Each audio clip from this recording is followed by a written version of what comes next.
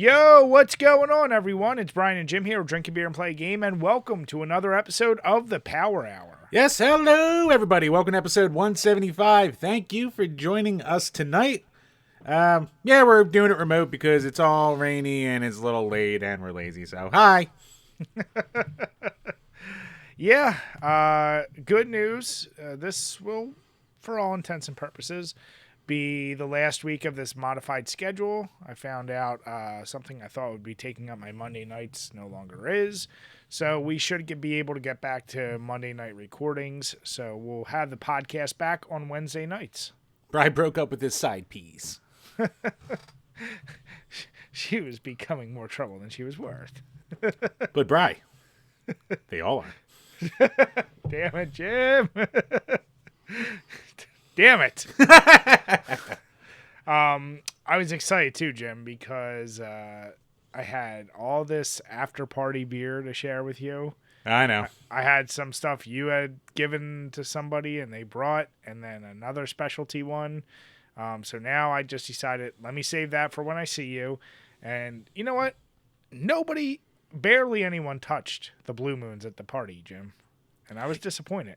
Yeah, what do you call it? You used like a 6-pack for when you were, so Brian had him a little seafood bake at his house.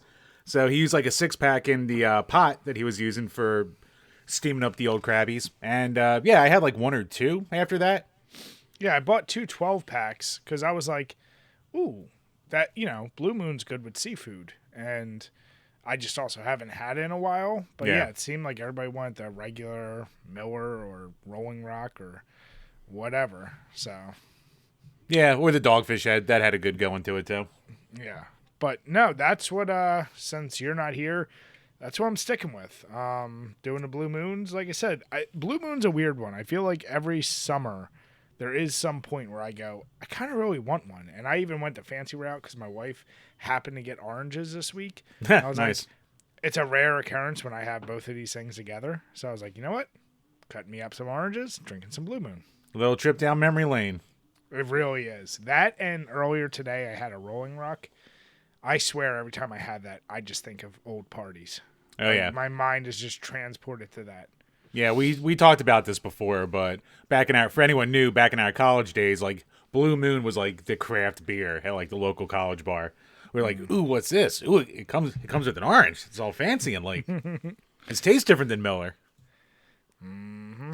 But yeah, no, it's good. Yeah, I mean, I was drinking it, but by then I was like a lot of beers in, so couldn't fully appreciate it. Yeah. But what you got in your glass tonight, Chambers? Well, Bri, have you noticed lately? So anyone who ever talks to someone from PA, you're going to hear us talk about some fucking Wawa. So we love us our gas station sub sandwiches. So they're selling beer now. And in PA, that's even more crazy with our stupid Puritan laws.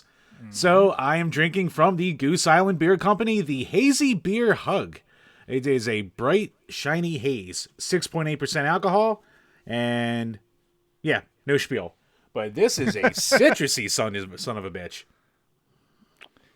Yeah, but like most hazies, but this definitely is on the speaking of oranges, definitely on like the more orangey, pineapple-y side, I'll say. So it's interesting. I know we talked about this before, like with Dunkin' and other brands of doing their beer. Yeah. But Wawa, they've collaborated with 2SP, the Delco brand before. And they also did stuff with Cape May. I'm looking at one now. It's called their Shore Tea. It's like I keep trying to find it. I haven't found it yet. Yeah. So you know what? I am all for it. I think that's kind of an interesting thing. And you know what I also like?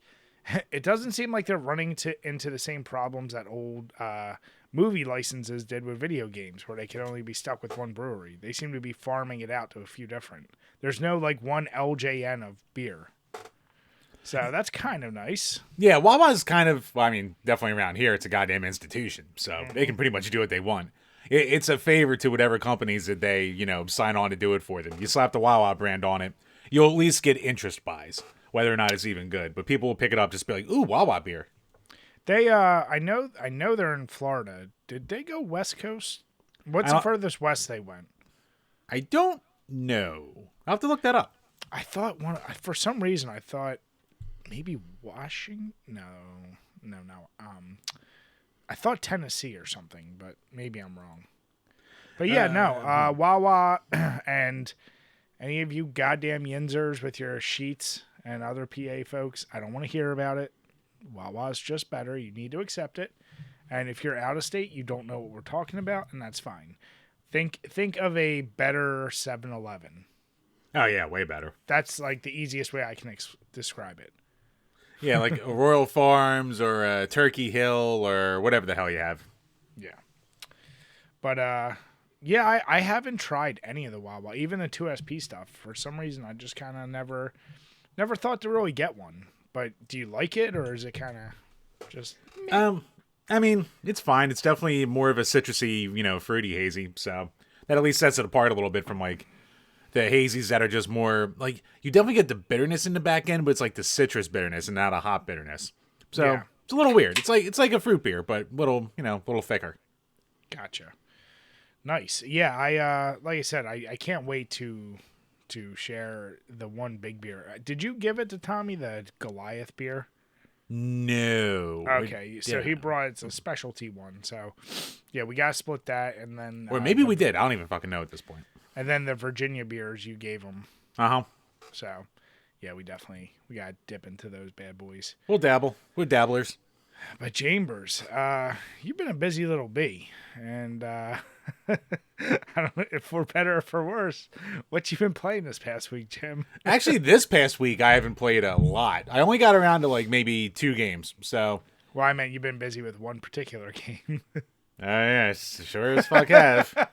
Sonic 3 and Knuckles finally got through the story mode of it, and now I'm grinding the goddamn emeralds. But you only did it with Sonic. You still need to do it with Tails and Knuckles. You shut your whore mouth. I'll probably... Tails is kind of useless because he doesn't really have a story to go along with this stuff. And, like, I could get all the emeralds and, unlock Super Tails, but I don't care. Like, at least Knuckles kind of has his own little separate storyline, so I'll probably do that. But I'm running out of space on my computer here. Yeah, the... what is there? There's the Super versions and then... What are they called? Hyper versions? What do you call it? Tails and Knuckles, you need to get like all the hyper requirements done in order for them to go super. And then Sonic can be super through the first half of the game if you get all the emeralds before then. Then it goes away. And then if you get all the emeralds and the hyper emeralds, then you become Hyper Sonic. And then you get the real ending.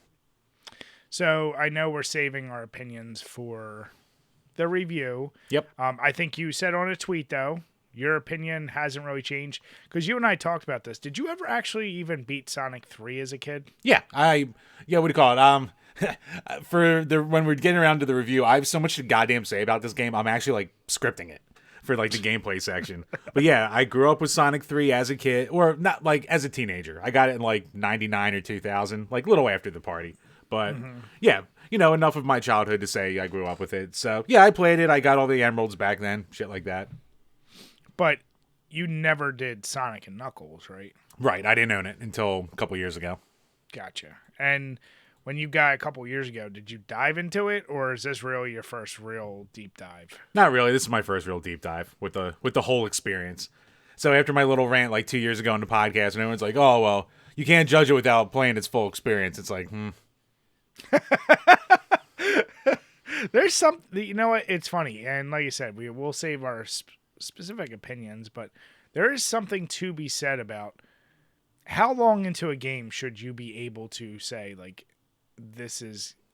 you shouldn't need to beat every game for it to all of a sudden become good.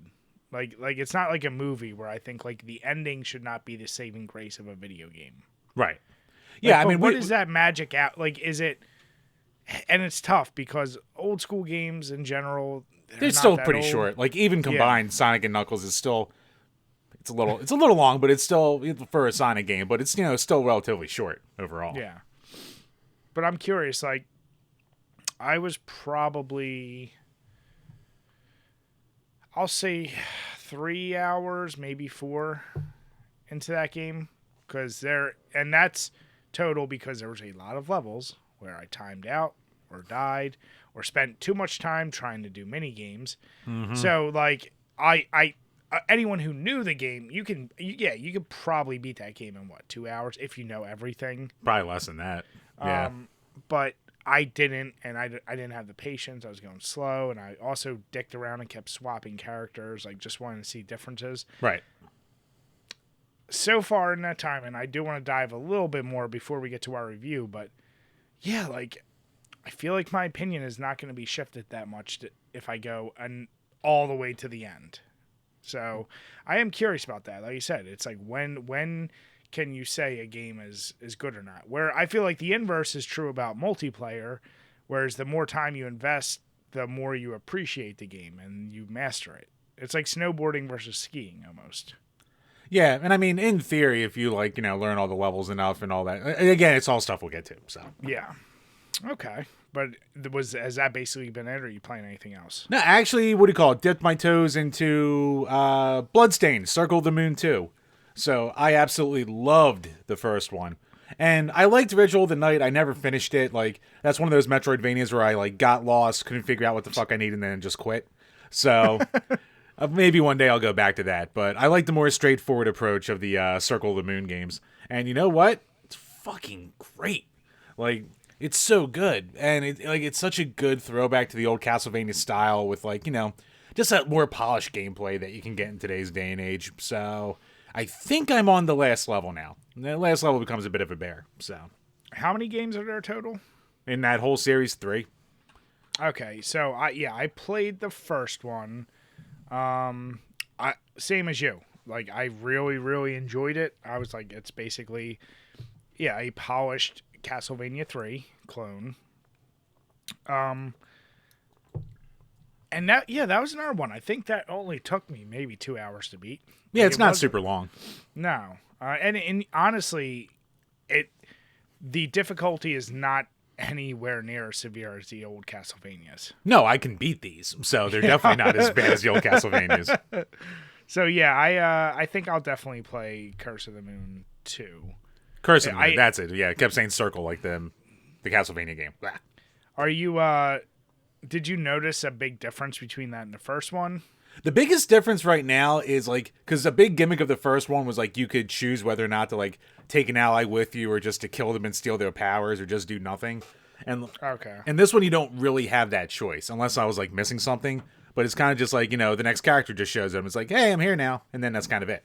So that's a little different. Maybe it changes by the end of the game. I don't know. I'll see. So that's a little weird, but maybe they just wanted to refine more and just the whole just the gameplay mechanics itself. But no, it's good. Doesn't really reinvent the wheel in any way, but it's different characters, man. They all play differently again, so it's good. I must have missed something in the first one, and I didn't even know there was an option to kill the character. I didn't know that at first either until I watched videos and I was like, oh shit, you can do that? That's cool. Ew. So yeah, then you can turn that Zangetsu or whatever the hell his name is into a super powerful with all these powers, or just really rough it with no powers, all that kind of deal. I ended up really roughing it with no power, so okay. Good to know. Nice. Yeah, this week has been a lot of XCOM 2. My God. Like I said, I know your real only experience with tactical shooters was Mario and Rabbids, right? Well, the tactical shooter, style. yeah. Yeah. Yeah, I did Fire Emblem this year too, so another tactics game. I don't know if either of those are like the XCOM, but like I said, because you're getting nameless soldiers that you kind of invest in and you specialize them, and as they proceed, they end up getting very specialty abilities. And I don't know how those other systems work, but my God, to be in a mission, and I'm talking, I will be right next to the person using a shotgun, and it says percentage, 98% chance of success, and it misfires, and I'm like, it's definitely misfiring more than 2%. I can fucking guarantee that. And you know what? I unabashedly, I'm like, I put however many levels of rank in this one soldier. I'm not letting him die because of that. I'm reloading the save. And I'm like, that's the only thing that really drives me crazy in that game. And there's a lot of you have to make a decision. And once you make this decision and go down this path, there's no reversing it. And I tend to be a completionist. Like I want to see all outcomes, and that kills me too because I'm like, oh, I can't do it all. I have to really kind of put it down one track. So it is a great game. I love the original, but there are a lot of moments of just like, son of a bitch. Outside of that, the Warhammer 3 Immortal Empires, which is already being flagged as like the greatest strategy game of all time, like in scale and scope and everything it's doing. The game is so massive. So I started campaigns. I did start streaming again, so I'm going to keep doing that. Outside of that, I actually dipped my toes back into Dead by Daylight today because they released the new, I think it's called Raccoon City W. So the killers is Wesker. And then the two survivors they added were Ada Wong and Rebecca Chambers. And previously, when they did the Nemesis, Leon and Jill like combo, that was their biggest sales and uptick in player count. So I think they're dipping back into Resident Evil because they're like, yeah, that seems to bring the people out. Yeah. And like I said, it's just nice to step away from that game, come back, and get pissed off at it all over again. So yeah. That's kind of been my focus as of the past week. Nice. Spend time with an old friend, eh, Bri? Mm-hmm. Do you have any... Well, see, it's funny, because you don't... I know you're not as committed to online games, but I was going to say, do you have any games that, like, you have to step away from because they piss you off, and then you come back? Would it be, like, Tetris 99 for you? Every once in a while, I'll come back to that and try to finally get that elusive win, and then I get mad again and put it away for a couple months at this point. What the fuck else? Like, the only time I've really had, like, a super, like, where it got bad, like, my rage, and I just, like, so, you're gonna obviously love this. So, there was a Yu-Gi-Oh! Game for the phone, and you could build your decks, and you could play against people online, like, that was the whole thing, and shit like that. And you could, you didn't have to put any money into it, so, luckily that one I didn't. So... You didn't have to do it for the card game either, Jim. No, I did not, but, hey, things happen. But, so as I was playing this Yu-Gi-Oh! Game, like, I would just be like, it would either be things where I'm having a good game and then I just get, like, they just pull off some bullshit combo and I get one turn killed, or it's a game where I just get in there and there's nothing I can do and I'm just getting tranced. And, like, there were some nights where I would just get so, like, I'm seeing red at this point. So I'm just like, all right, I'm either going to break this $1,000 phone or I eventually just had to delete the app and I haven't gone back to it since. So do you ever get that little itch, like, maybe it's not as bad, let me go back? Or even, like, do you get the itch of, like, well, maybe if I just do a fresh run? I get the itch, but then I'm like, wait, now it's been years. People are going to be even way worse than they were before. So, nope. No, thank you. Yeah, no, I get that. Like you said, I'm definitely that type now where I won't... My stubbornness in games has actually gone down with age, where... As before, you knew me. I would be like, I don't give a fuck how many times I'm gonna die. I'm gonna keep going. That was part of the gimmick with my streams of like playing Cuphead and some of these really tough games. Like, I'll keep headbutting it till it breaks. Yeah, I don't do that anymore. Yeah, we're getting old, Bri. We don't have the time. Jim, old is just an idea. And a number. A very real number. With aches and pains. But Jim, just get the what's the procedure with the South Park made the whole joke about it with Chris Reeves. Oh, what do you call it? Eating stem cells? Stem cells. There you go. Yeah, just sucking out some abortions. That's all. Damn it, Jim. You didn't need the noise. That was the noise they had. I'm just saying you didn't need to do the noise. Maybe I did. I didn't did. need to watch you doing that noise either. Maybe I did. Right, it's like college all over again. It's a throwback night. I'm gonna call you what's his name? Stuttering Eric, or no? What, Stuttering John? No, not Stuttering John. Eric, the dude. What the hell? Oh, High Pitch Eric. High Pitch Eric. Hi, mommy. Hi, daddy. Oh God. Jim, just move on to our patrons this week. Patreon.com/DrinkABeerandPlayAGame, where for as little as $2 a month, you can ask a question we will answer on each and every single one of these Power Hour podcasts. So before we get into that, big shout out to the Shruggernaut, who has signed up for the $5 tier. So thank you so much for the support, bud. Make sure you keep an eye out for, he said, he's like, I'll think of a game. I'll get it to you when I'm ready. So No rush, because we have enough games we're getting to right now. And also, make sure to check out our bonus episodes, including our newest bonus episode, which just dropped today, today being the 30th of August, where we reviewed Prey, the newest movie in the Predator franchise. So, had a good discussion about that. Definitely make sure you head on over to there, sign up, and check out that episode.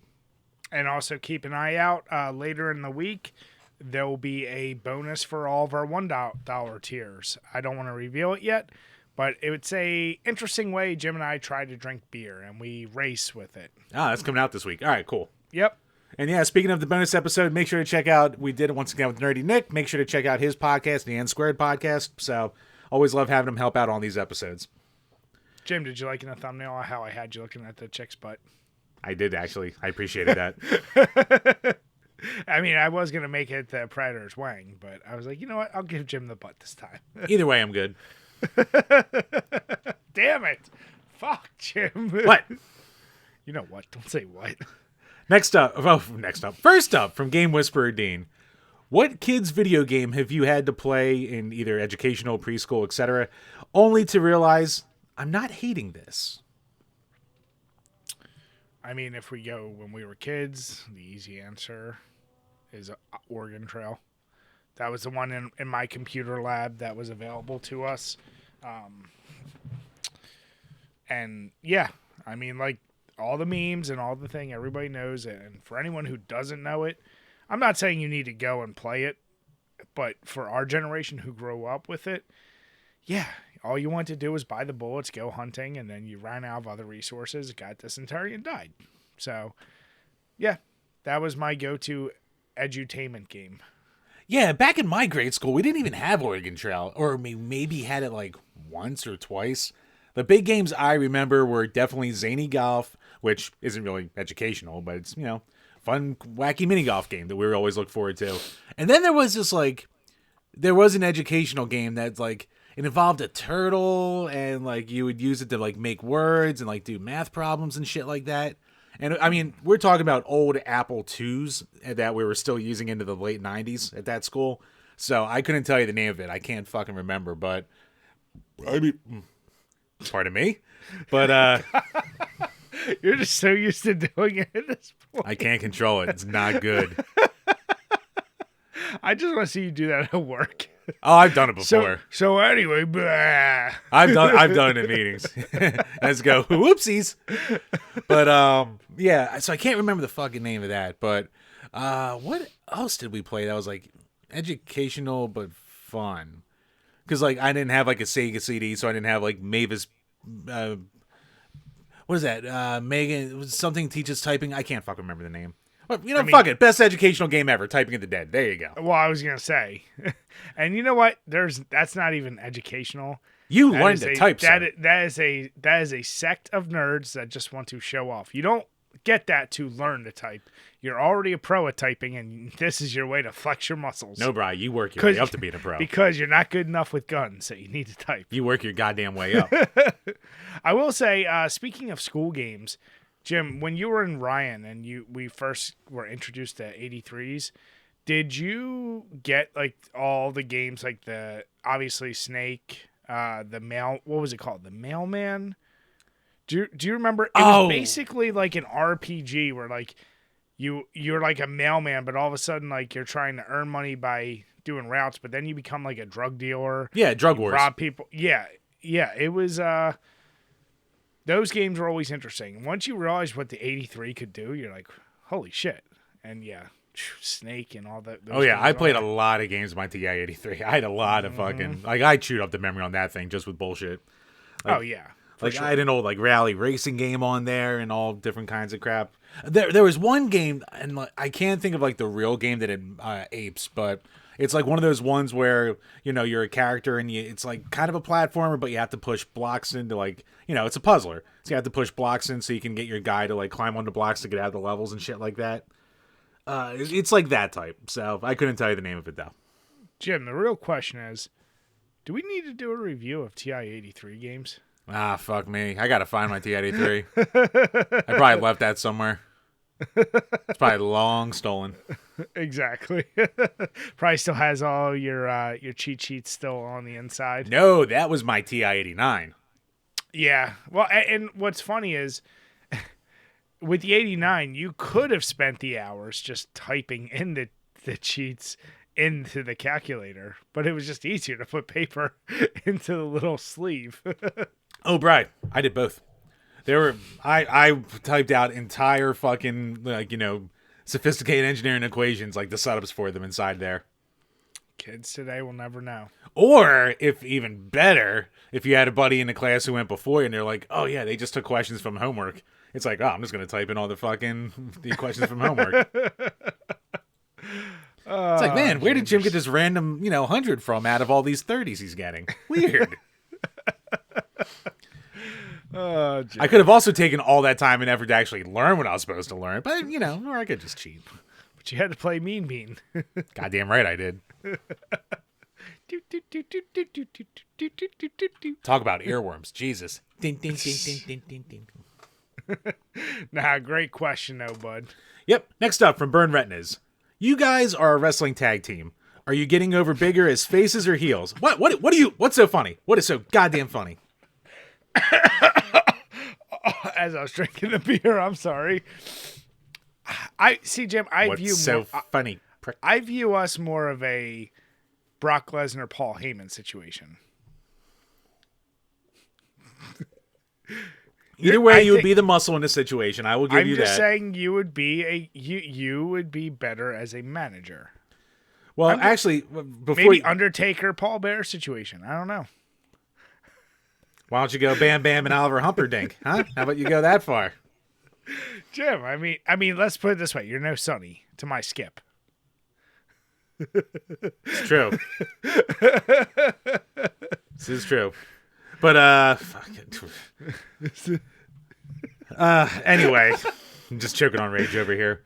But so if I was a wrestler, you Dutch prick, are we getting over better as faces or heels? I'd say we'd have to be heels. Well,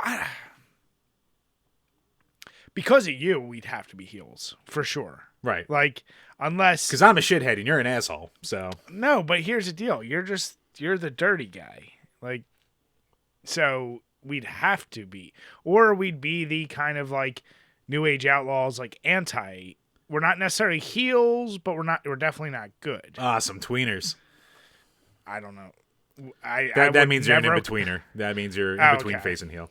Yeah, I would say we'd probably be more on that vein because I could actually see you as Road Dogg, and I'd be Mr. Ass. That's fine. There you go. And speaking of, they'd be saying, and if faces, who's making the fiery hot tag? What's that mean? So the hot tag is when like the one guy the jump. Basically, yeah, the one guy's getting beaten up the whole time, and then the other guy he jumps and hits the other guy who comes in like a house of fire, that kind of deal. I mean, do we need to guess that one? I know I'm gonna be the fucking Ricky Morton to your Robert Gibson. I know. Jim, you're the Marty Jannetty to my Shawn Michaels. Yes. I'll be taking all the goddamn heat, and then fucking you come in to save the day. I know. Because no one's gonna believe me coming into the ring and fucking being the house of fire. I know. But Jim, I wouldn't let anyone put baby in a corner. All right. Well, thank you, Brad.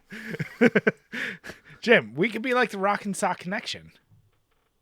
That is actually a pretty decent. That's probably the closest to what we would actually be. The lovable sloppy goof with the guy who tries. There you go. That would be fascinating. Well, time to go to wrestling school. Let's do it. You think Stu Hart's still running it? Stu Hart's dead. He's probably dead. Yeah. Bro, you just want to go up there and get stretched by him. Hey, you put the arm back here and then Damn your it, finger in your Jim. butt. What? That's how he talks.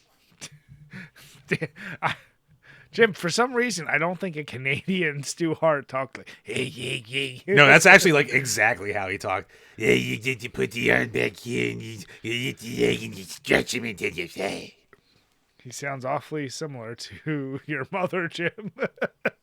The voice you're giving is the same way when I say imitator. No, what the fuck? No. There's just a little more gravel. You're just giving more gravel, but still there's like a hint of no. My mother is more Edith from fucking All in the Family. Jimmy.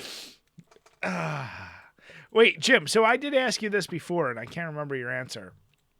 You and I have said many times, we've been wrestling fans forever. We'd play wrestling games. When you would finally be able to create a wrestler, did you create yourself in the games? Nah, not really. Never? I think I did like once or twice, but I just wanted my escapism. I didn't want to be me. But you didn't want to create a version of yourself and just be like, oh, he's like kicking everyone's ass. Nah, I think I was more of a realist. God damn it, Jim. I wanted to escape my crippling depression, bro. Wait, so then in any game, do you ever create like RPGs? Do you create yourself? Well, Bri, assuming I'm playing an RPG versus Well, okay, like I think in like Elder Scrolls, like I think I've made like, you know, like stockier boys, that kind of thing. So I'm not even I'm saying though, like, do you have to? Because hearing you say that, then do you have to disassociate, or could you just like be like a wee me? Like I made that look like me. Yeah, I'm saying of course shit like that, but I'm saying like even in wrestling, it'd be the same as like Yeah, hey, Jim. I've done it before, but the... like I think I haven't done it since like Warzone. I think I made me in like Warzone, like all the way back. Okay, interesting. And yeah, of course it's gonna be exaggerated. If they said Jim, make a biography of yourself, you're gonna give yourself many more inches and many more spots than is real because you're writing the story. Probably you know me too well. My first thing was gonna say we need more fucking cock simulation in these games. We need that slide bar. Damn it, Jim. I need to walk with a limp. Had me choking on my beer with that. Good question, though, Mike. Yep. Next up from good old TJ Lawmans. Question: y'all drink a good amount of beer on the pod. Do you have a bucket to pee in while podcasting? That's a while to sit without peeing. So luckily, when we do these podcasts, we tell every guest we have to take pee breaks, especially because of Jim. Yep. So I just edit those out. Now we have been on others' podcasts where not for human fucking consumption. I don't know how they do it. They go for like 4 hours when they do their recording, and they never stop, and they drink the entire goddamn time. They put us to shame.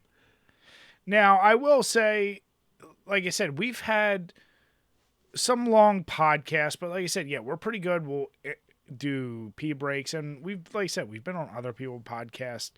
But it wouldn't be below me. There may have been a time or two where I've just peed in the empty bottles. Can't do it in cans. Empty bottles, though, you can get rid of. That is true, but see, more story time with Jim. I've always been bad at peeing in bottles. I always wind up pissing on myself. How? I fuck it up. I don't know how. Have you never been driving and you had to, like on 95 and you know it's either it's way too far for an exit and you just got to piss in an empty Gatorade bottle? I mean, Gatorade makes it a little easier. I'm talking about like, you know, standard water bottles and shit like that. I mean, you just put the tip right to it. Man, well, things don't work out when you're Jimmy Wimmy. So then you stop doing it. Right, I will pull over on the side of a busy highway before I fucking try a bottle at this point. Can't Jim, do it. Here's my question. How many failed attempts have you had that made you give up on this endeavor? Enough. When the answer is more than one, that's enough. You just made me have so many more questions in my head. Even beyond the fact that, like, what do you call it? I'm also a shy peer, so... One, just getting it going, that's a battle in itself. And then once it's finally going, it's like, oh, surprise, and Are you good at stopping midstream? Do you have good control? I can stop. Okay. Hurts like hell, but yeah, you can stop it. Yeah, it's not fun, but my inner dick kegels that game is strong. Damn it, Jim. Just for that fluid, though. Not for the other one. Oh, boy. No control there. Jim, you're not an edgelord? No, I need... I jump Jim, over that's that one edge. internet term I now know because I heard a podcast talking about it. I had no idea what it meant before that. I was like, God damn it. But yeah, like I said, we're good. And that's the thing is, any podcast out there, allow time for pee breaks for your guest. That's all I'm going to say. Yeah, and like, the good old NFHC boys, like they have like breaks and shit like that, but it's like Man, when you have my bladder, there are just not enough breaks. I'm just like, all right, I'll be back. Yeah. But good question, TJ. Yep, definitely. And it goes on to say, fun fact, when I was on, I duct taped a bunch of Lawrence's diapers on me. I would not doubt that. I choose to live in a world where that's real. Last up from... what are you saying, Brian? I was just going to say, I accept it, TJ, no matter what. Last up from Alex Perez. Do you guys cook? What are some of your specialties, if so? One of us cooks. Yeah, I am not much of a chef. I can grill. I can do that. But, so, if you do all the prep work for me, I can slap that on the grill and heat it up for you. But outside of that, I've kind of become completely dependent on my wife for the most part for, like, real cooking.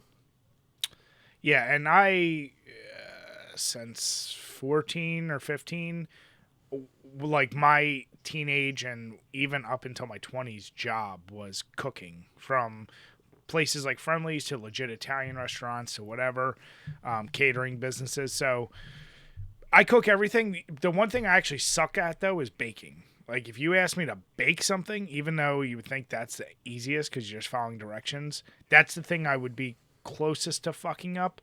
But if you give me something complicated like paella or something, I can cook the shit out of that. I can cook whatever. Like, honestly, I probably cook even more to my wife, more due to her schedule.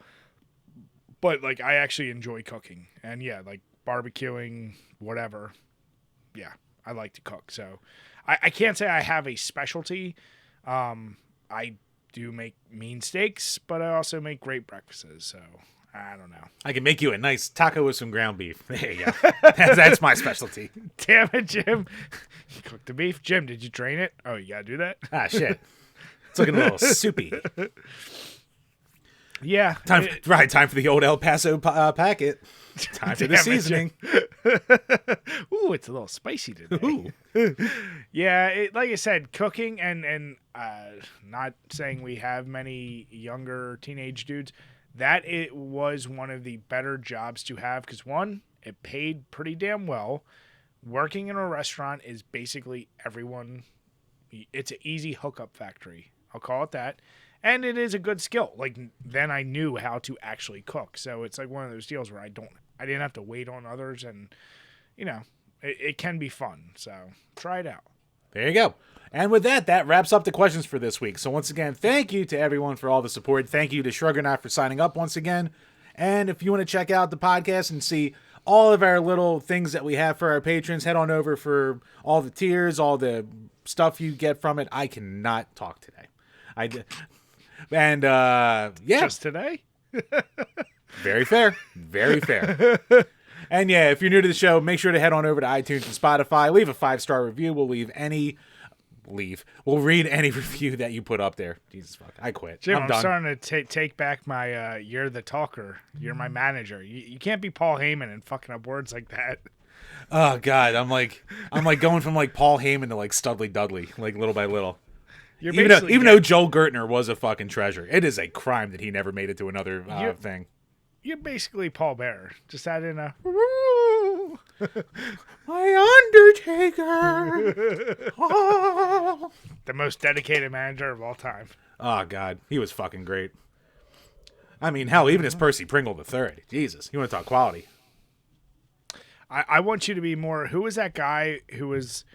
He was always in the white suits and had the tennis racket and the terrible tan. Oh, brother. Well, no, you're combining two people. You're combining Jim Cornette and Brother Love. Because yeah. So Jim Cornette, I know him. Brother Love is who I was thinking of. He was a terrible Jim Cornette. I love you. Yeah. Exactly. Fucking Bruce Pritchard. Jim, can you be that for Halloween? Oh, I could be Brother Love. I could fucking rock that. I need a white suit though. I mean, thrift stores are available, Jim. Do I still have that like fake gangster outfit I had from a couple years ago? I gotta see if I still have that. That might have gotten ruined that night. Chambers. No, but thank you guys. Appreciate all the questions. Appreciate all the support. And make sure, if you are new or you're at that $2 tier, get your questions in. And if you're higher, make sure you get your game requests in. And hell, even if you're at the $1 tier, make sure to head over because every once in a while we throw some special stuff up for you guys too. Yeah. We love you all. Yeah. And your money. Fuck, Jim. All right, Chambers. So, are you sticking with the same beer, or do you got a different flavor now? Got a different flavor because, so quick run around for this Hazy Beer Hug Hazy IPA. Very solid. Like I said, very citrusy. So if you don't like the, overbearing mouthfeel and want a little, and bitterness of hazies. Overbearing because it's bear hug. I do words. Damn it. But yeah, if you want something a little on the fruitier side for your hazies, this isn't a bad one to go with. And moving on, sticking with Goose Island, their tropical beer hug. It is an Imperial IPA and is 9.9% alcohol. Jim's going to be under the table. It said 19 fluid ounces. I got confused. So, yeah, but 9.9%. So, oh boy. Nice. That will be interesting. I will say, I am a fan of when you see the variety packs of tropical tend to either have like guava or mango or something. They do tend to like put a little more love and care. That's like the Sour Monkey variety pack. I think the one is called the Tropical Monkey, and that was probably the best of that variety pack. So, yeah, nice. Yeah, Blue Moon. It's Blue Moon. What else am I gonna say? You know what? I am a sucker. The only reason I ever got into martinis is because I like the little snack of the olives.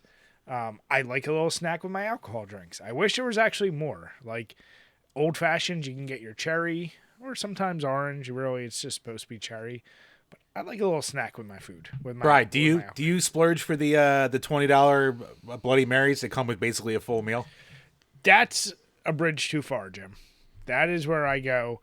I don't want shrimp and bacon. And you know what? I'm someone who loves bacon. And the hamburger slider? You don't get the hamburger slider? That fucking stuff. Like, that's where I'm like, this is just ridiculous. Just order a burger with fucking bacon on this and then just get yourself a Bloody Mary. I will say... Right. It's like a boozy Lunchable. What's not to like?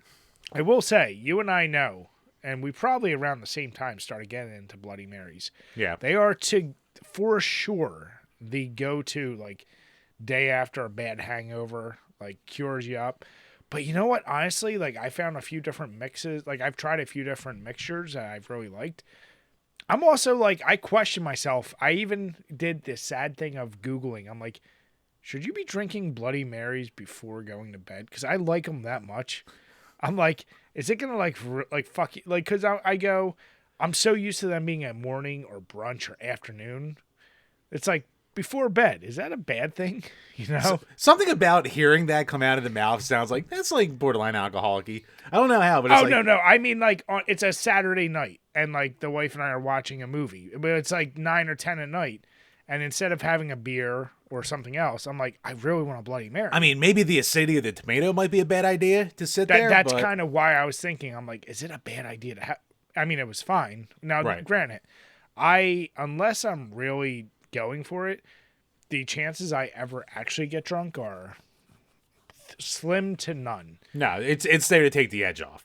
Yeah, but like I actually overcompensate with more of the Bloody Mary mix. I think I just like spicy tomato juice. Like, to be honest, like the vodka's nice, the lime or the olives are good. Yeah. But yeah, I can fuck up a Bloody Mary. Yeah, I want one. Thanks, Jim. Yeah, I mean, I think me and you both had our coming out party at that one bachelor party where we're all fucking hungover. Mm-hmm. We're about to board the plane, and we're like, fuck it, I don't even like Bloody Marys, but I'm going to try it. And we're all like, oh my God, where have you been all my life? I mean, that really did it for me. And then even when our buddy gave me his first class ticket, and I was like kind of doing those and rum and cokes, even though I was so in bad shape, I was like, that actually saved me. So yeah, it converted me. I'll say that. Yeah, it's got me out of some jams before. Getting to the establishment with the Bloody Mary was rough, but once I got there, smooth sailing. Jim, one of these podcasts will just do Bloody Marys. I'm down for that. Well, Jim, it's funny. We talked earlier about being old, and nothing made me feel quite as old as this first article we're covering with Engadget. And the beloved Mario Kart is now 30 years old. Yep. So as of a few fucking days ago, basically, the 26th, Super Mario Kart was released. 30 goddamn years ago. Basically created its own genre of video game, and it's still the best at it, too. Here's my question, Jim. How do I say this? There's no doubt the latest Mario Kart, is it still 8 at this point? 8 Deluxe. 8 Deluxe. Is still really, really fun. Enjoy the shit out of it. They keep releasing new tracks for it. But do you think that bubble is passing for Mario Kart? No, actually, because here's my thing with Mario Kart. I think it's a game that you only really like because 8 Deluxe is really just like an updated version of like 8 with like all the tracks from like the Wii U era, and then like they added in like an extra weapon slot basically. Yeah. So like that's been a big controversy with Nintendo over the life of the Switch, is everyone being like, where the fuck's the new Mario Kart? Like, 8 Deluxe is fun and it's kind of perfect. Like, I don't know what you do different unless you just throw in a crazy gimmick again like Double Dash did. So I don't know what they're going to do with that, but Mario Kart to me is like one of those genres that's like I only need one per like cycle of like a console basically. Well, that's kind of my question is, not saying the bubble's over. It's like it's already reached its ceiling height and it's just going to be what it is. Like you're saying, once per cycle, it's never going to be like reinventing or like crazy big. But I also am curious, like, is it really our generation, maybe a little bit younger, that grew up with so many great memories that we're holding? Like, I'm curious, like the youngest kids, do franchises like that kind of pass them by, or is it still us like introducing our kids to it that's keeping that going? I think there's some of that, but I think like if you're gonna be a Nintendo kid, at some point you're gonna own a Mario Kart. So like all the people who grew up with like a DS, like they had 2 releases on there and they were both good. Or like a 3DS kids, like they had a Mario Kart. Or like Wii, like I don't like Mario Kart Wii, but you know who likes Mario Kart Wii? Kids who grew up with the fucking Wii. So it almost just seems like that kind of thing where like if you have a Nintendo console, it's almost like one of those titles you kind of have to get. Like I said, yeah, and I'm not at all. This is also a game I will firmly defend. People can argue about other ones in the Mario universe. The latest one is the best one in the Mario Kart world. Yeah, like 64 nostalgically is like, probably always going to be my favorite, but hands down the best one's 8 Deluxe.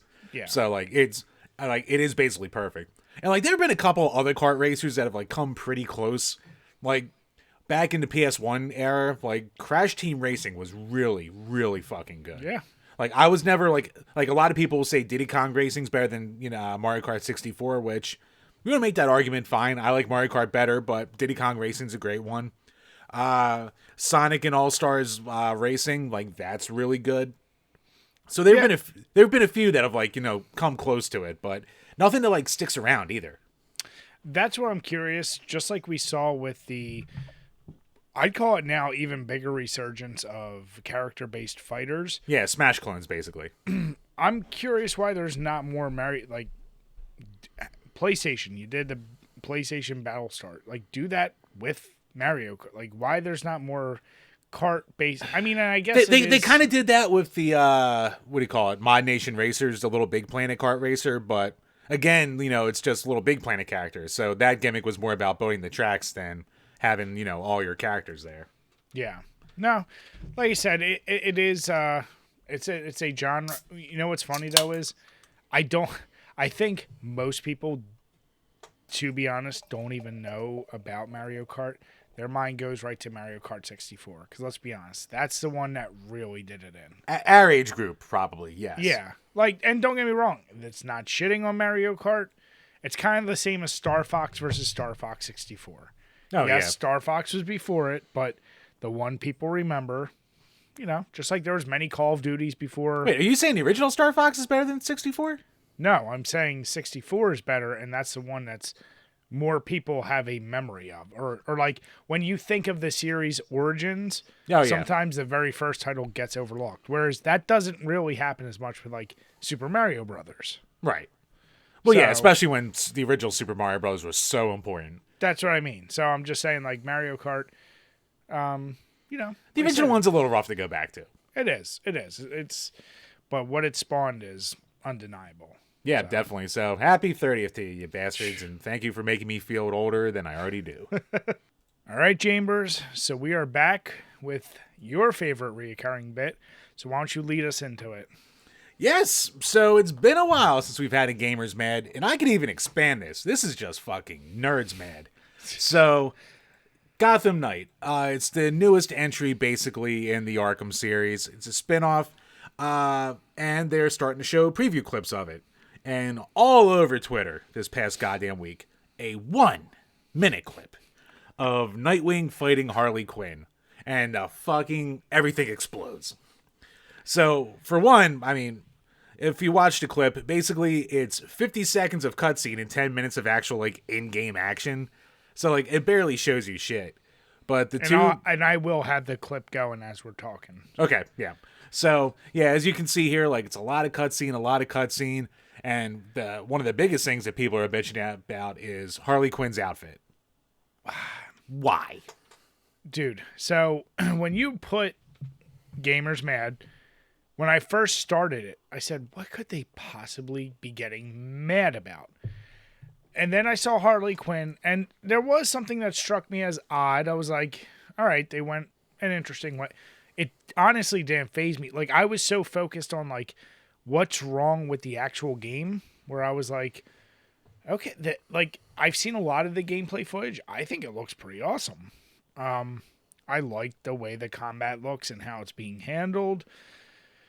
So I was like, let me start scrolling through the comments. And yeah, between her hair is too short, the makeup on her looks a little too Jokerish, which the second you say Harley Quinn and it's too close to Joker, I'm like, do you even know what's going on there? Oh, right. People were also nerding out about, like, oh, this is bad for the character because, you know, she's looking more like this instead of the fucking this, which she originally was. So, I'm sorry, keep going. What I couldn't get away from, though, is that point. Like, hey, congrats. I'll just say Batman fandom.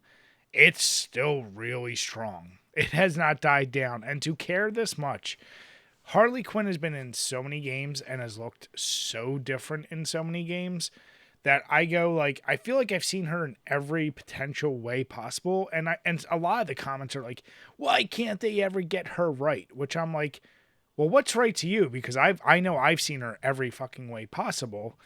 They all just want that original animated series design where she's in, like, it's the like Jester the big costume. Harley Quinn style. Okay. So my thing is, yeah. Which this is closer than the fucking goddamn, you know, Suicide Squad movie design with the pigtails and shit. But it's Margot Robbie, let's be honest. I mean, Brian, I'm not saying I don't enjoy that. But here's the deal. I will say, I was kind of like, when I saw it, I was like, oh, she's got, like, short hair this time. And I'm not a Batman expert. And I'm certainly not a Harley Quinn expert.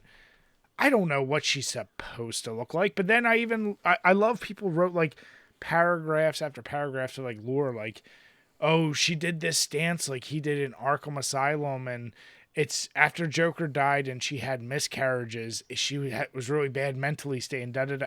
I'm like, cool. Like, I guarantee you the people developing this game care and know about it. I'm sure nothing is in here by accident.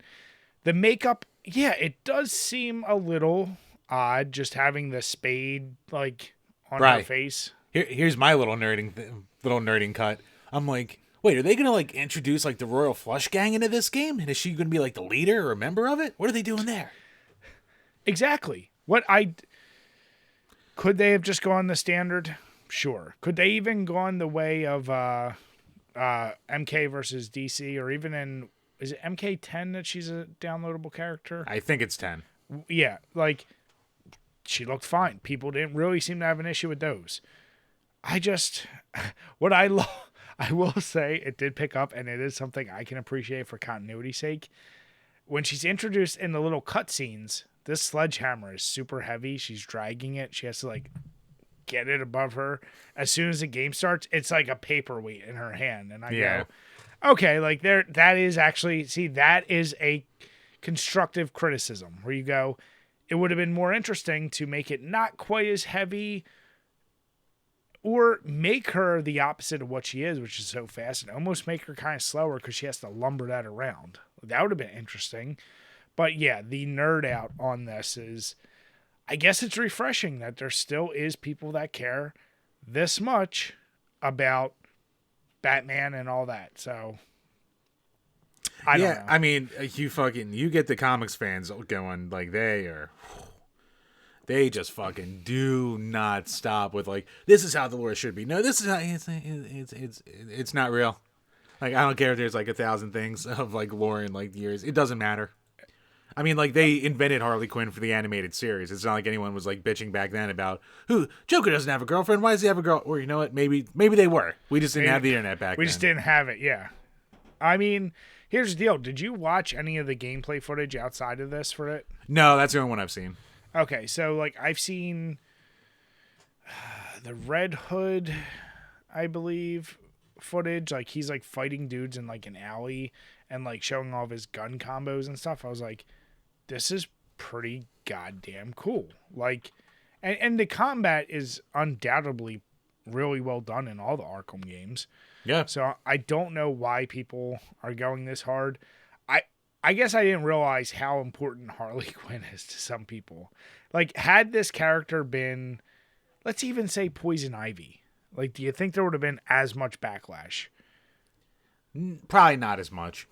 It's like Harley Quinn just and strikes people a argue chord. about Poison Ivy all the goddamn time too. Yeah, but like, yeah, I mean, isn't there a rumor, or is it true, Brendan Fraser may be Firefly in a movie or something, or a show, or...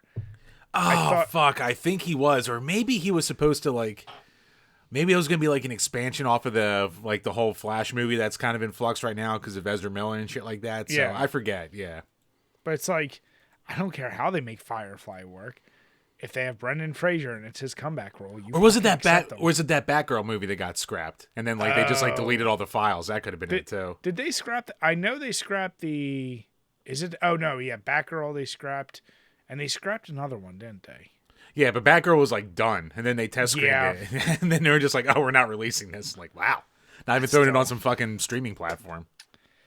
Yeah, that's one where I go, that's kind of hilarious. Like, one, I guess kudos to the studio for recognizing if it's gonna be shit, but you don't do it after everything's done. Like, I hope that wasn't after the final edit. I hope that was maybe after the first pass at the edit, and they're like, I don't know if it's a test screens, like they're pretty close to being done. And they were true. already 70 million deep into it. Like it's just fucking wild. Yeah. So I'll just say Gotham Knights looks good to me. I would play it. Shut up, nerds. Yeah, just enjoy something. And you know what? Just like all the other Gotham games, you know there's going to be DLC. There'll probably be even if she's just an enemy, I'm sure you can download something and be like, original costumes. And you can see her in whatever you want. And then it'll go on PC and it'll be modded. And I'm sure you'll make her nude because you're nerds. So shut up. It just reminds me of the good old Simpsons clip when he was working for Itchy and Scratchy. And they're like, in this scene they did this, but in this scene he's missing his hat. I mean, I hope someone got fired over that. And Homer's like, what the hell are you talking about? Like, that's all I could do when I was like reading all this shit. Continuity and nerdism. Here's the deal. If I'm playing devil's advocate, does that keep the licenses honest? Like when they do get sold out to people, like does nerdom and that level actually like almost act as like a quality control to publishers, developers? Hey! You know what? I'm just asking the question. You got rid of Ugly Sonic from the movie. It did. So, should we hate it all? Animators and crunch be damned, but it got rid of Ugly Sonic. So that movie probably would have been much different. It probably would have hit different with that first design. That's for goddamn sure. Yeah. So, maybe there's something. And you know what? Fucking everyone mad about this. I'm still just reeling from that goddamn game just coming out from the guy who made Rick and Morty. That is the most annoying fucking trailer I've ever seen or a gameplay clip I've ever seen in my life. So wait, what game? I'll have to send you a link later. So the guy who does Rick and Morty, Yeah. He's doing a game where it's a first-person shooter and it's like set in an alien world, and your guns talk to you. Oh, that fucking thing. Uh-huh. And the guns never shut the fuck up either. I was sure that was gonna be a topic for us where he's like, "You don't want to shoot a kid." Oh, you did that. Oh god, there goes our E10 rating. Oh god, oh, why did you shoot the kid? Oh, this is a real something about society. Like, shut the fuck up. You and I have talked about that. Humor in games has to be a very delicate and well done balance. And a show that has pulled it off for years and then did it in games in the funniest way, like South Park, incorporated their humor the right way, and we're acknowledging gaming isms, if you will, and made that so funny. Whereas other games, they try humor and it just doesn't sell. That game, I don't think it's gonna sell. I just, you know what the good thing about Rick and Morty is, unless you like get high and binge it, you're only watching for 20 minutes. I've never seen a single episode of Rick and Morty, and it's not for any. It's not like I'm protesting. I'm sure it's funny, but I'm also at the point where I gave up Simpsons. I gave up Family Guy. I don't even watch South Park anymore. Every so often I catch it. It's just like I just tend to not watch that shit anymore. Well, you know what? I'll give Rick and Morty this. The fan base made it insufferable when it was at its height, but the first 3 seasons are pretty damn solid. It falls off a cliff after that, though. Okay. But yeah, like because I went into it going like, all right, I'll fucking try this, but like I already hate the fan base, and like it actually won me over a bit. I was like, oh, this is actually pretty damn good. All right. Yeah. But then once they changed a lot of the writers, it was just like, well, also, is it they were suffering from their own success at that point? Yeah, they were probably feeding into it. Yeah, but this game's just like kind of showing like potentially what a hack the director is, because it's like it's exactly like Rick and Morty, how the guns talk to you and shit. It's so fucking annoying. Yeah. Well, that we do gotta save for another topic, because Chambers, I did decide to bring one back from the past, and we don't gotta spend a lot of time on it, but I was thinking of which is better for us. And I know we've been in both situations, so I was kind of curious. So what's better for you when you have a plan to go do something and call it with family, whatever you want, and it gets canceled last minute, and now you're the rest of that, let's presume it's going to be a weekend, it's now open to you. You can do whatever you want, or you get an unexpected day of gaming. Now, granted, you kind of got one at the hands of COVID. Yes. But, like, I think about when I was a kid, like, if I got to stay home sick and if I was in my room and had my gaming system, that meant I didn't want to call it just a sick day.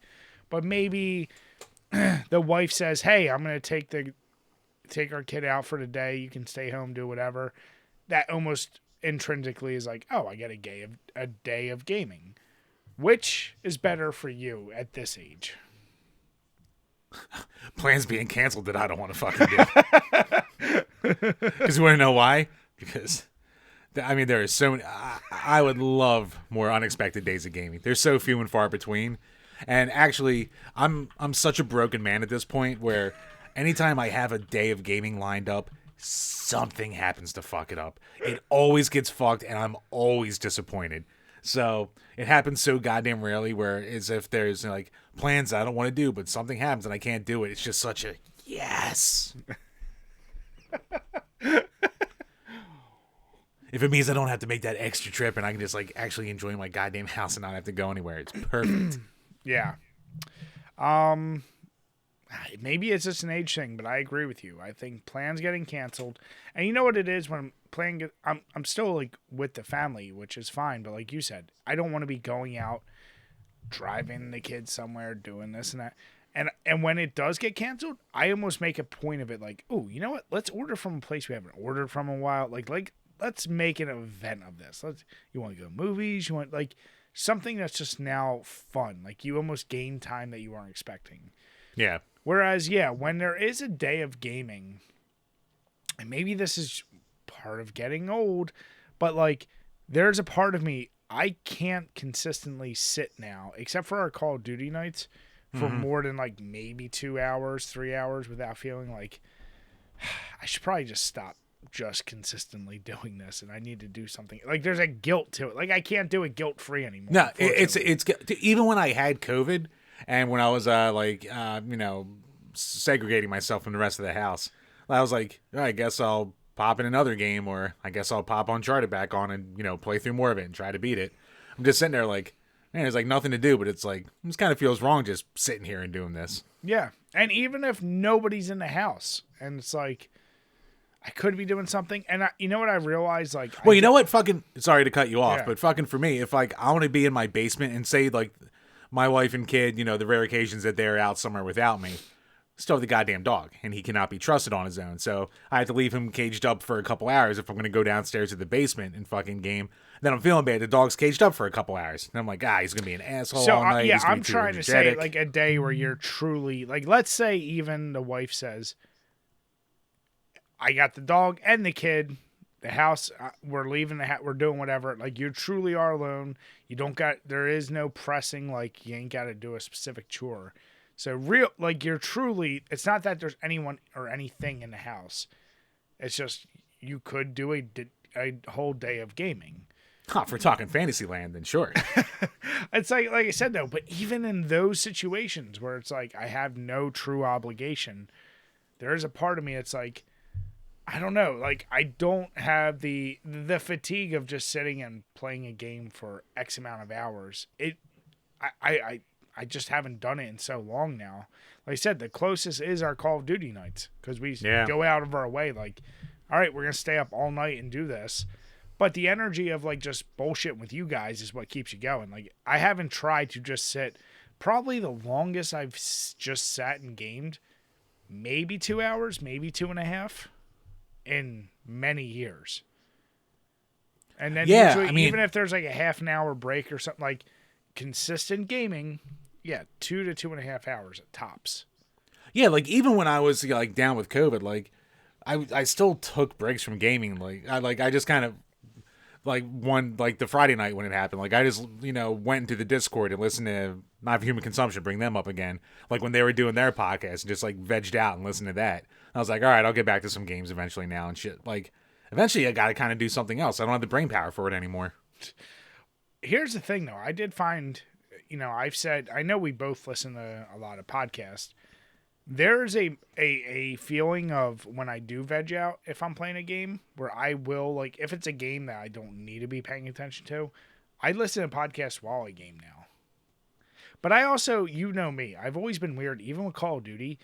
I've been able to go on mute in that game, have a phone conversation, do other things where I don't need to be listening. Like with my wife, the amount of times I'd be on a call and it would take her a while, but she'd be like, "Are you playing a game right now?" It would be on mute, but I'd be like, "No." No, but click. It wouldn't like completely diminish my ability in the game either, which was always really, it's almost like I focused more. It's weird when you have those times when you're doing that and then you wind up having a better game than usual and you're like, what the fuck is going on here? So yeah, I think we're both in the same boat though. When those plans get canceled and all of a sudden you got a free whole day, it's like, oh. But yeah. Yep. Oh, we can't go over this house? Oh, what a shame. Shucks. Willikers, whatever will we don't have to drive an hour? Oh, damn it. Oh, man. Cheese and crackers. A hot pot of coffee. That's just the worst. So you guys, you let us know, which do you think is better? Those plans getting canceled and you get a free day on a weekend, or just that unexpected day of gaming? You let us know. Mm-hmm. Love to hear from you. So, Bri, speaking of bits, yep, I was thinking about introducing a new one to the show. So, even a page that small as ours, we still get our share of comments during the course of a week. So I figured, fuck it. Let's go with a comment of the week. So, as the comments come in, if I see one that's like spicy or trashy, or I just look at it and go, I'm like, all right, let's bring this in and discuss. Go on. So this comment of the week just so I'm clear, do you mean on YouTube? Or just on YouTube. Okay. Yeah, YouTube comment of the week. All right, I'm going to update the thing, call it YouTube comment. Yeah, because at first I thought you meant, when you were saying that, I thought you meant Twitter. I was like, all you look at is trashy and crazy comments. I was like, this is going to be nuts. No, that would be So that would be a YouTube. fucking cesspool of fucking picking shit. But yeah, YouTube comment of the week. So this one for this week comes to us from my review of Kicks, the port to the Game Boy of the early 80s goddamn arcade game where the whole point of the game is there's an enemy stick flying around and you basically have to build in squares to fill up the thing without getting touched and killed. So, I guess for now I'll leave out the name of the guy who said it, but the comment says, this game is racist. And when you look, and I'll put the footage of the game. I was going to say, at first that's the thing you look at and go, it's a vector. I don't even know. What is the thing you would consider yourself as you're controlling? It's like a moving vector, right? well, the vector's the enemy. That's the thing right. that's flying all around. So you're controlling the little dot on the screen that goes up and makes the squares and, squares off everything. So, Quick's being racist. Now, he's talking about this specific port. And at first when I saw this and I saw that game's racist, my first initial thought was, what the fuck is this guy talking about? How the hell? And then it clicked in my head and went, ew. So, Brian, I'm actually going to send you a picture right now if you want to dump this into the podcast episode. Okay. So it comes down to the score screen and the game over screen. And for whatever reason, the game over screen is Mario in the middle of a desert, dressed up in a sombrero and it's a mariachi outfit. Mariachi outfit, yeah. So with a music note and a vulture. Uh-huh. Does the game at any moment reference deserts? No. Mexico? No. Spanish culture? No. So just for some reason, hey, Mariachi Mario. But here's my question. I mean, okay, it's safe to say, yes, Mario is not, we know Mario is not a Mexican person. Would you still say that's racist? It's weird. It's weird. It's like, is there... Like, when I saw it, when I was, like, doing a review for the game, and I was playing, and I saw the end screen, I was like, why the fuck is he dressed up like this? But I was just like, whatever. Well, here's a question. What would make it racist to me would be if Mario goes, ay, ay, ay, and, like, there's, like, Mexican music playing in the back, like mariachi, stereotypical. But what actually do you just see it screen and that's it? Or is there something else going on? I mean, like, the music's, like, kind of like, Mexican mariachi-ish. So There's that. But it's like, yeah, I thought it was, like, more weird. I was like, yeah, I guess you can call us racist. Because I know, like, when Mario Odyssey came out, like, this mariachi outfit kind of makes a return. And people were, like, in that game were like, why? Why this? And, I mean, here's the simple answer. It's fucking Japan. If you've ever watched anime, you will know that Japan does not care about other races. We're being sensitive to other races. Yeah. If you've ever seen a black person in an anime, you know Japan does not care about other races. Yeah. So we can just get that out of the way right there. Now this, if you want to call it racist, it's like, okay, I can maybe see it. This is probably like the most harmless example I can think of. Yeah, is it? And then it even goes in question. Is it pure unbridled ignorance from Japan? Or is it, yeah, I don't think they did it with malicious intent. And especially since it is Japan. Right? I think the problem is people don't disassociate a Nintendo with America for some reason. I think they think it's an American byproduct. Because I've seen this argument before. And they're like, yeah, once again, America. I'm like, Nintendo's from Japan, right? Like, let's first start there. Like, yeah. Don't lump America in with Japan. Yeah, that's a weird one. It's a good catch by you. The fact that you were able to put two and two together. Because when I saw the comment, my initial thought was, oh, this is bait. This is somebody just trying to say something to elicit some kind of response. Yeah, and the guy's, the guy's name is Paul Samar, and I don't know, maybe he's Spanish, and he looked at it and went, hey, what the fuck? So I don't know. You tell me, Paul, if you're listening, you tell me and let me know, if this actually affected you or whatever. But yeah. I was like, yeah, I can kind of see it. But I just like it. I was immediately inspired for this bit because like I need those every once in a while. I have those comments where like I wake up, I take my shower from work, I log into YouTube Studio to see if we have any new comments, and I see that at like 6:45 in the morning and do a double take and go, "What the hell?" I definitely saw that one, and like I said, my brain automatically disregarded, and I went, "All right, that's someone going for attention." But what you just brought up, you know what? I like it. I like the bit, and man. We might. I feel like there's old ones we should probably address. I mean, we have 1,000 in our goddamn MLB videos and like baseball lists and shit like that. We could do. I'll try to keep it for the ones that come in during the course of the week. But if we need one, we'll dip into the olds. Yeah, because there are some old ones. I definitely. We got some good ones. We might have to group all the ones for your Kevin Spacey comment. Oh God, we could have like 4 months of this bit based off that goddamn video alone, off that one fucking phrase. Yeah. So no, it's my problem is if you're saying it kind of just like, hey, that's kind of fucked up. That's fine. If you're saying it with serious intent, it's like don't throw it around that loosely. I think Japan is Japan, and as Jim said. Really, anything Mario's in, especially even if it's Japanese, in theory, even though they're Japanese, it's racist. Their portrayal of Mario, an Italian, could be considered racist. So, Mamma mia! Exactly. I like some spaghetti. I mean, I do like their spaghetti, Brian. I mean, come on. I mean, you know, Jim, you like your sketties. I do like my sketties. No, I like my gabagool and my pasta bazool. You've never had any gabagool, don't you? I've had gabagool and pasta bazool, I'll have you know. Just haven't been to the motherland. But yeah, no, great. I do like that bit, so good job, Chambers. And speaking of bits, our last topic, and it's reoccurring, but it's kind of a bastardization of a previous bit I covered. But it's more focused because there's a lot of these movies I want to talk about. But I don't know what I want to call it yet. So right now I'm calling it, would it make a good game? Or like, let's make a game out of this movie. But the other day I was watching Speed. And I said, how could this be a game? Like, I have my thoughts on it. And I'll feed that to you, and I want to see your take on it. But my pitch is, there are so many team-based games out there.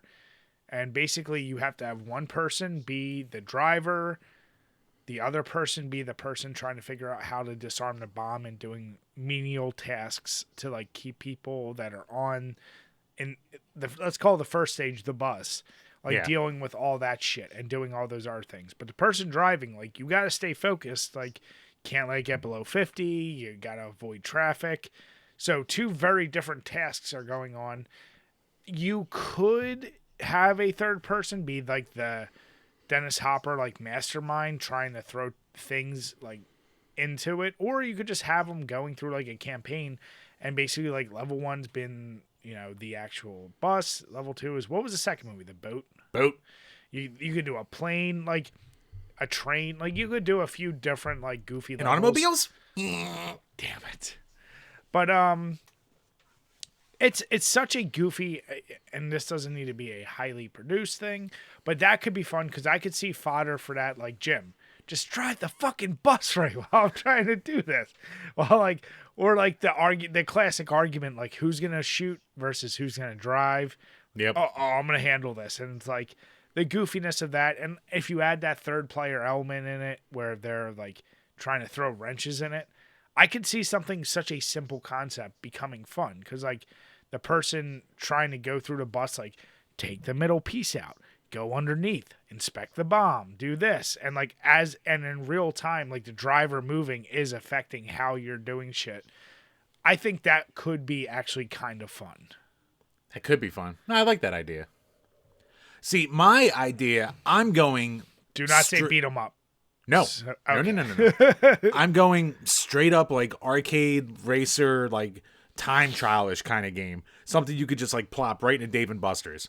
So basically, you have to keep moving and avoiding the other cars on the road to hit checkpoints in a certain amount of time. So you can like reasonably be like, all right, you have to keep this level of speed so you can hit the check marks in time without timing out and kind of crap like that. And maybe, you know, So just to kinda keep like it Crazy Taxi. kind of like Crazy Taxi, kind of like Outrun or shit like that, or Cruising USA, where, you know, you're just going through shit and just trying to, you know, hit those time markers to keep adding time to yourself to keep yourself alive. And, you know, if you hit too many cars, you slow down too much, you don't hit the thing, boom, you explode. Yeah. No, I mean, I think either one. Yeah, either one. Like, I think that would be the more obvious route. And like actually, what and you're with saying. mine, so you get a few more seconds, you know, if you, whatever seconds you gain carries over. So if you do slow down a bit, you have a little bit of wiggle room. So it's not like, you know, completely unfair and shit like that. Yeah. Whereas if like, you know, you instantly go under 50, you're dead. Because that would just piss people off too fast. Yeah. But like I said, I think that could be where it's almost unreasonably hard, but where with mine is no, you definitely have you can't get below 50. So that way, like whoever's the driver, like you really got to be on your game. But then again, the driver, like, yeah, maybe there is a time aspect to mine where it's like the person who's doing the shit throughout the bus, like, gains you more time or maybe lenience or something like that, where it's like they're not off the hook either. It's like, you got to stop fucking up too. Get us our bonuses. Whereas Yeah. a driver, you know, I'd be like, Jim, stop hitting the fucking wall. Or one of those games like It Takes Two where you can only play it like co-op and shit like that. Yeah. And you have to do it the whole time. Like that could be fun. I mean, it of all the weird, we talked about Stallone games. Like, did Cliffhanger really need all those ports? Yeah. I mean, it's so odd of all the weird, shitty movies that were licensed into games that Speed never became one. Yeah, that's true. I am actually shocked that Speed never became some kind of game either. You know what? There's probably like a random Game Boy Color game of it that like neither of us know about or some shit like that. It's possible, but like I Like, said, Brian, would you have expected for Herbie Fully Loaded to have a fucking game? unfortunately, with Pixar stuff, yeah, that is Pixar, right? Well, it was Disney, so yeah, that's actually a bad example. But no, like, I even look at things like, I'm trying to think non-Disney example, but like there's plenty of them, and Green Dog. As I said, you and I talked before. Like, we did this kind of like with like directors. We'd like see their movies adapted. And I know we like said Quentin Tarantino. Now, there's even a Reservoir Dog games. Oh yeah, there is one, isn't there? But like, you know, we talked about ways that, but there's a lot of movies I think about like that where I go, it would be interesting to see this adapted into a video game. Mm-hmm. So that's where my mind is with this bit. I mean, come on, developers, hire us. We got ideas. We got ideas out the ass for 25-year-old movie games. Hire us. You won't go wrong. Instead of just remaking shit and then having it fail like the Resident Evil Netflix series, how about you hire us and we'll give you some properties you haven't touched yet? Rest in piss, Resident Evil. Mm-mm-mm. You never watched that, right? No. Don't. Well, I don't need to now. I mean, I don't have to worry about not finishing a story, Brian. Oh, it's so bad. So, yeah. Well, with that, Chambers, so between those two beers, which one was your favorite? You know what? I like the hazy more. Okay. This tropical one, it's weird. Because, like, there's more alcohol to it, and it, like, tastes slightly boozier. Well, it was 19%, right? Yeah, 19.9%. Yeah, no, 9.9%, and there's, like, nothing to it flavor-wise, like, weirdly. Like, nothing really stands out. I'm very, like, weirdly torn on this. Because, like, it doesn't have that, like, full IPA, like, you know, experience. But, like, there's also just, like, it's weird. Like, I know they went for, like, a more tropical, lighter thing, but it's also not, like, citrusy or fruity. It's just kind of there. And, like, it's fine. But, like, there's nothing that, like, stands out about the flavor of it at all. This is really, like, this is throwing my brain off. Gotcha. So you'd go hazy. I'm going with the hazy bear hug, yeah. Yeah, and Blue Moon, here's the deal. If you're a craft beer drinker, the problem is, if you're around snobs, they kind of turn their nose at Blue Moon because it's not really craft and who it's brewed by. For a Belgian white, it's fine. Enjoy it. it does its job, and I don't even know. Of course. Oh yeah, 5.4%. So it you know what? Like I said, you can do much worse for macro brews. Try it out. It's really good, especially if you want to get out of the comfort zone of lagers. I always really enjoy it, but make sure get your orange. Don't let anyone shame you into not using an orange when you're drinking it. we can't say these words anymore in private. Back in the day, throw an orange in your beer, and it's like, oh, what are you? Yep, exactly. Little needs an orange for his beer. You definitely heard some words, Jim. Oh, that things were said that would shatter people's complete everything today if they heard. So yeah, society. So with that, we want to say thank you guys so much for listening. Make sure, once again, if you are supporting us on Patreon, get those questions in and watch all the bonus videos available. If you're watching on YouTube and you haven't hit subscribe, please do that. Hit the notification bell. And if you're listening to us on iTunes or Spotify, if you hit subscribe, we would truly appreciate it. And if you give us a 5-star rating, even if you want to bash us, we will read all comments on this podcast. With that, if your comment is weird or wacky enough, you might make it on the show. Jim, now every video is, this game's racist. Right, that's called easy content. 4D chess move, my friend. 4D chess. So with that, everyone, we want to say have a good night and cheers. Cheers, guys.